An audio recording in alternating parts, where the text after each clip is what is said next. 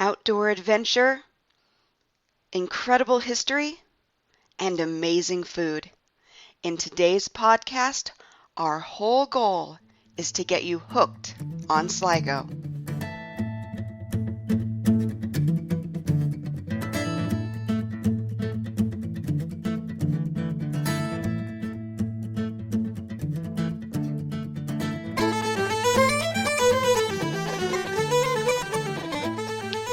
Today's podcast is sponsored by WiFiCandy.ie because traveling is sweeter when connected. Personal Wi-Fi devices with easy pickup at Dublin Airport or delivery to your first accommodation, and postage paid envelope included for easy return. Use code IFV, that's IFV for Ireland Family Vacations, at checkout to save 10% and stay connected in Ireland with Wi-Fi Candy. Hi everyone, thank you so much for joining me again on the Traveling in Ireland podcast. This is another live from Ireland podcast, and I am in County Sligo right now and sitting with Anthony Gray, who has quite the impressive resume behind him. Anthony is the past president of the Restaurants Association of Ireland, chairman of the Sligo Food Trail, and owner of award-winning restaurants Illabon and Hooked. And then there's another one I'm missing, right? No, just the two. Just the two. But more than that, Anthony is probably County Sligo's second biggest fan after W.B. Yeats.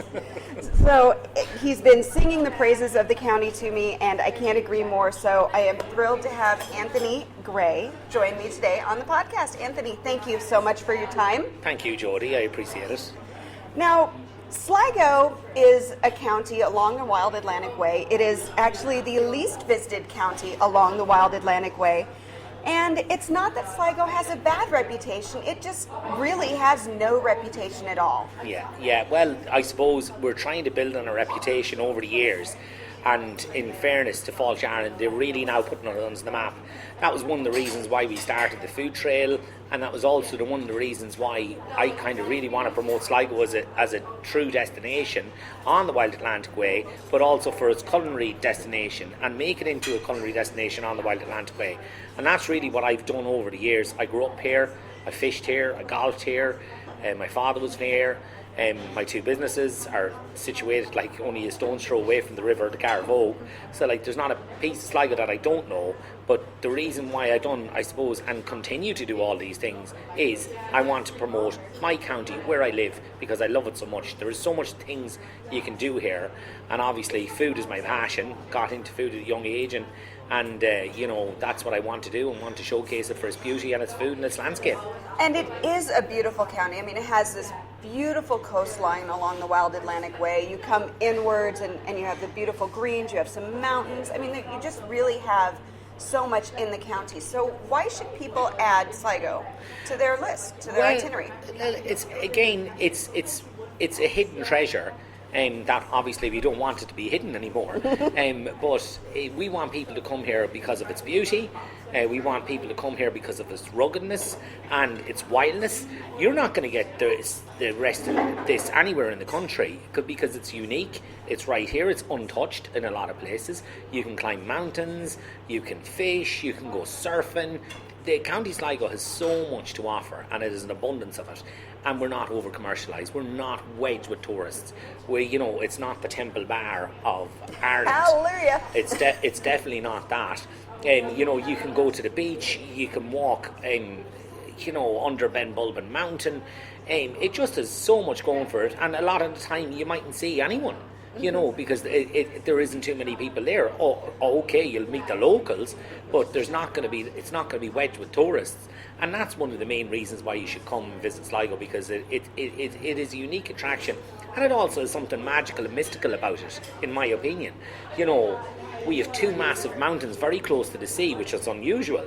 We also have the beautiful poet W.B. Yeats, and if you want to come to Sligo, you're going to fall in love with food, you're going to fall in love obviously with poetry, and you can climb a mountain, you can catch your first wave. We have everything going for ourselves. So let's talk a little bit about those outdoor activities. Obviously you've said you have two mountains, they're beautiful mountains.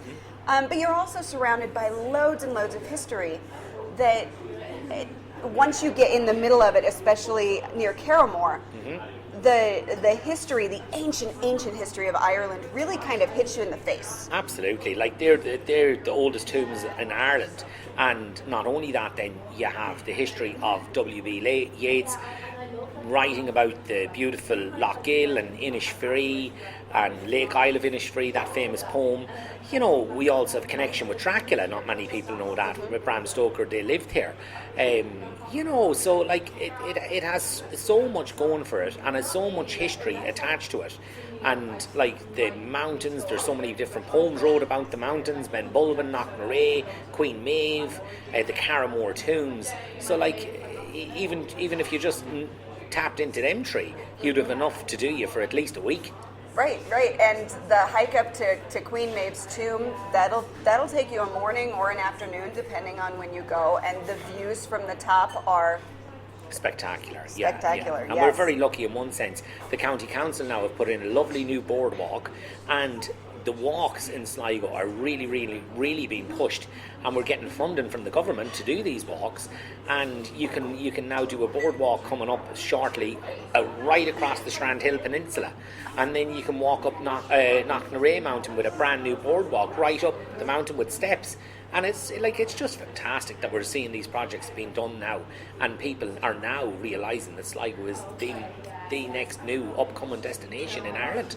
Right, so you should get here soon. Absolutely. Before it goes crazy. So, and then you have obviously the ocean. You have sea kayaking, you have surfing. I know on the river there's stand-up paddle boarding, there's bicycling around the area. And then you said golf. Obviously, golf, if you're a golfer, this is a great place to come. Yeah, absolutely. Like, you have fantastic courses. Ireland has the most links courses in the world next to Scotland, because obviously we're on the island of Ireland and we're situated along the sea. But you've got County Sligo Golf Club, which is an absolute championship course, an amazing course with stunning views of all over Sligo. When you get up to the second hole and you take a look back, you're going to see stunning views of the whole of Sligo. Then you got Strandhill Golf Club just across the bay, beautiful seaside links. Again, under the mountain of Ben Bulben, or Knocknarea, under Queen Maeve's mountain, runs along by the sea, runs along by the seventh hole in Strandhill, overlooking Strandhill Beach, where it's a surfer's paradise. Then you've got Enniscrone, another championship course just up the road, and you've got Castle Dargan as well, which is an inland course. So, like, if you're a golfer, all you have to do is just pack your clubs and bring a good swing, and that's it. Right. So let's talk food, because obviously you have two restaurants, two multi-award-winning restaurants, I should probably say. Thank you. We ate at Le Bon last night, and the food was just to die for. I don't think I've eaten that much in years. And then, we brought our appetite, of course, to Hook today, which is a more casual restaurant with a funky vibe. I think it's a vibe I really didn't expect. I love it. So fun and Thank you. and everything. But so food is your passion. You kind of grew up in a food household. I did. I was lucky enough. My father was a butcher in Teeling Street, just up the road, and I grew up at a very young age as a butcher, and working in the butcher shop, and then got very good at golf and went down a different career path. But I always loved food and had a passion for food, and then went back into it, and luckily enough opened up Alabon in 2011. And Alabon really has gone from strength to strength. It's won every award you can, bar Michelin star. And based on, I suppose, the results that I got with Alabon, I was able to open up another restaurant in just a year gone. It's only open a year and 2 months, and it's Hooked on Sligo food. And again, I wanted to showcase my dad's butcher in a funky environment. And I opened up Hooked. And only literally, we just got into the top 100 restaurants in Ireland with John and Sally McKenna, which is a phenomenal achievement, considering we're only open a year and 2 months. So it's just really showcasing local produce and artisan produce as much as we can, and just cooking it with fresh ingredients. Like, if you use fresh ingredients in your cooking, you just can't go wrong. If you use local ingredients to your cooking, you can't go wrong. And organic when possible. Like we go foraging for wild garlic is coming up. We also we go foraging, pick our own mushrooms, and all different things like that. We're constantly reinventing ourselves. We change our menu in both restaurants 4 times a year with seasons. So I think that's the key to one of the reasons why we're so successful and why the two businesses, both Alabon and Hooked, have gone from strength to strength in such a short time. We just want to champion this wonderful ingredients that we have in abundance on our doorstep. Now, I know that here at Hooked, Doug had the traditional Irish breakfast bap, which was massive. But I had a beef kebab, which you don't typically think of on an Irish menu. Now, I know you know my friend Porg O. Gallagher. Pork, yeah, I know pork well. And he told me once that all food made with Irish ingredients is Irish food. He's right. So, where do you get the inspiration then for your menus? Because they don't feel traditional outside the fact that you're using very local food. Very fresh. Absolutely. Well, I suppose, like, if you were to talk about the beef kebabs just for a second, obviously you wouldn't associate that with Ireland, but there is no reason why we can't do an unbelievable kebab, an Irish one. So, like, we get our beef from Sherlock's and Tubbercurry, and it's round steak mince. You couldn't eat finer mince, and then we add our little bit of seasonings from it, again bought locally, and it's just we then put it into a tin and we bake it. And then we take it out and we give it a little bit of crispiness. And again, like, we use dairy with that. We have a yogurt with it. And again, a local yogurt made locally. And we use that with the kebab. And a little bit of feta cheese and some nice little flavours to it. And again, it's all Irish. And it just, well, obviously the feta isn't, but it's all Irish. And it just goes a bomb. The same way as what Doug had. He had a typical Irish breakfast, but it was served completely different. It wasn't served like it typically would be, and that's not what we want to do in Hooked. We want to serve it with beautiful brioche bread from next door, from La Fernell, the bakery next door. The sausages come from Dave and Andrel Farm. The bacon is from Feeney's and Ross's Point, and the free-range eggs are from a tiny little small producer called Ballasadair Eggs from Tom and Annie, who come in here. I know them personally. And when you cut into a free-range egg and you see the yellowness of the yolk, yellow is beautiful compared to, some of these eggs that you get, it's chalk and cheese. And even the sausages, like, there's some sausages out there that you could eat on a Good Friday because they've no meat in them, where my ones are completely and utterly different. And I'm very proud of that fact. And now we're manufacturing the sausages, and we're selling them, and sometimes we're selling out within a week. So it's very, very good, and it's Irish food. This is Irish food. This is what you're eating. Yeah. You're eating Irish food. You're eating Sligo food. Exactly. By Jesus, I'm proud of it. It kind of begs its own hashtag of do you think you know Irish food? And I think one of the things that I really love when you get out of the cities, is that if you talk to the people in the restaurants, they can tell you exactly where everything came from. Yeah, and that's very, very important, and that's what we're trying to do with Sligo Food Trail. Highlight the fact that we have this amazing ingredients on our doorstep, and getting everybody behind the ethos of promoting Sligo food and promoting Irish food, and put not only that, write it on your menu. Like, how many people know where my sausages come from, or my pork comes from, or my beef comes from, or my veg comes from? Like, it's important, and I see customers' faces light up when I come over and I tell them where it's from, or they say, oh, you get your pork from Mayo, and I say, yeah, it's from Dave, and so on. So it's brilliant. And let's talk a little bit about the food trail, because I know that it's a couple of years old, 2.5, 3 years old now, I think. And it too has kind of become a force to be reckoned with, not only in Ireland, but with some international notice as well. Absolutely. We've got into the top 7 food trails with CNN. We've won numerous awards with the food trail, and we've really worked hard to try and get it to where it is. But again, that's from everybody promoting it locally and pushing it locally and really driving it forward. Started with 7 members, and it's now gone from 7 to 77.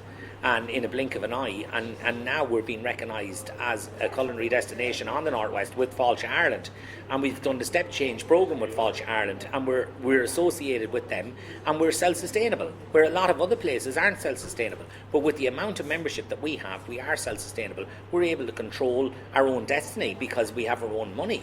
And yes, we need funding now and again, and we get it, but people realise the massive, fantastic work that we're doing to promote the county, and that's the reason why it's doing so well. Now, we spoke just a few minutes ago about how all food made with Irish ingredients is Irish food. But if there were a food that you would really say this is Sligo food, what would it be? It would be, obviously, Sligo is also known as Shelley Place, and that's the Irish for Sligo. And years ago, the river where we're sitting at overlooking it, and it's beautiful today, even with a bit of snow, it's still beautiful. But that river had an abundance of shellfish, and if you date back thousands of years, where even we're sitting today, underneath the foundations, you would find shellfish, oysters, mussels, all of that, and that's how the Sligo people all them years ago were brought up on shellfish. The other thing that's unique about Sligo is we have a river that has flown through the city and flows down and flows over the Lessadell oyster beds and the Strandhill oyster beds, and that gives the oysters and the mussels a real peaty taste. So the Japanese market are going mad for that peaty taste at the moment because they're a total different, unique oyster compared to anywhere in the world. And the French are going mad for it, and the French love them so much that they actually sometimes take the labels off them and sell them as their own, the devils. But sure, look at, isn't that an advertisement in itself? Oh, it's lovely. But that's one of the main foods and one of the main sources, and that's what you could nearly hang your hat on, our beautiful shellfish. Excellent. So we've talked quite a little bit about Sligo and why to visit and what to do. So if somebody were to contact you and say, okay, Anthony, you've sold me on Sligo. Mm-hmm. Are there any other places that you would recommend I add to my itinerary? So like 3 recommendations. In Sligo. They can be in Sligo, they can be out of Sligo. You'll need a car to reach some of these recommended destinations, so I'm excited to partner with irishcarrentals.com to provide an unbeatable quote on your car rental in Ireland. Be sure to use code IFV for Ireland Family Vacations in the promotions box to save an extra 10%. Now, here come those recommended destinations. Whatever you want. I suppose I'll have to be biased and say the 3 places are going to be in Sligo. We're in. But obviously the Sligo Food Trail, the foodie tour, definitely food has to be one of your main reasons for stopping here. The beauty, you need to go, you need to visit Benbulben, you need to visit Lochgill, Hazelwood, stand there, take a breath, take a moment, read some poetry, read some Yeats poems, obviously, looking at this beautiful, beautiful lake and the beautiful mountain, and maybe take a walk on the 3rd beach in Ross's Point and walk over and take a big, deep breath of salty air. Go to Knocknarea, climb Knocknarea, go to the Carramore Tombs. You can go surfing, you can go listen to the music as well. We have unbelievable music in Sligo, and we have a great music scene, and we have a great culture in the pubs. And again, there's no place in Ireland where you could walk in on a Friday and you can go to 4 or 5 different music venues in Sligo playing traditional Irish music, and they're all local artists. So, if they were the 3, there's I probably said 6, but there's the 3 that I would definitely consider doing. Food, culture, music, walks. What more do you want? The adventure side of it. Spend your whole week Absolutely. here, and you won't run out of things to do. You certainly won't go wrong. That's for sure. And you won't go hungry. I can attest to that. Well, that's for sure. We'll definitely look after you, and we'll feed you well. Excellent. So, as always, any links or any information that you need is linked in the show notes. So please pop over to the show notes and check that out and add County Sligo to your itinerary. I keep telling you, and now you've got the truth here. Thanks so much for listening, and until next time, Slán go fóill.